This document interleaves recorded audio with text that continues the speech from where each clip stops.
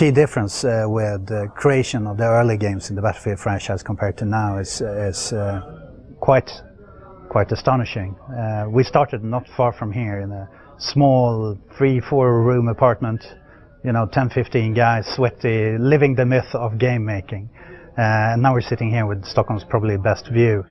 I think the point where we felt that this is actually going to fly was earlier than you could think. It was already while we were a company called Refraction Games. We made, you could call it a prototype for Battlefield, a game called Codename Eagle. And we loved the multiplayer. It was more or less Battlefield. And we got a small but really true community playing the game. We felt that if we just do this, and this, we're going to have a great game. So we became DICE in early 2000, and we started working on what sooner to become 1942. So all the way through, when people questioned, can they really pull this off? I had a really hard time finding a publisher who thought we could actually do it.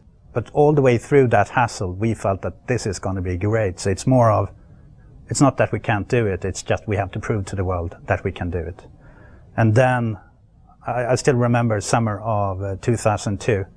The team had been crunching, the hottest summer in ages. Crunching away, we just had to get the multiplayer demo out, and we put it out there, Wake Island. And the CEO at that time, Patrick Söderlund, was sitting in the studio checking the numbers as people started to join, and I went out with the team celebrating and constantly calling in and hearing the numbers, and we passed this game, and we passed this game, and we really felt that this is it. And then coming to Alameda, San Francisco, showing off the game on USS Hornet, the carrier, with 64-player LAN, you could really smell that it was success in there. From there on, it's been more of try to take care of this little baby through all the different iterations and so on. So it's extremely dear to us. So after 12 years of making Battlefield, there are definitely pitfalls to stay away from and things you need to question in order to constantly deliver something new.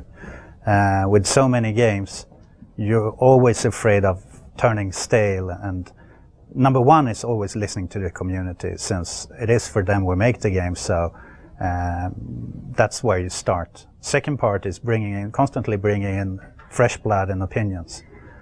We definitely don't go with the guru sitting in the room and coming up with a great idea and here's what you're going to do. It's rather the reverse, that all the ideas flow inwards. And I would say a lead designer at DICE is rather the person who compiles the ideas and make a coherent experience out of it. So it's very much team-based, and I think that's what kind of managed to take every game forward. We definitely don't lack ideas, since we do it in that way. I mean, 150 brains think better than one.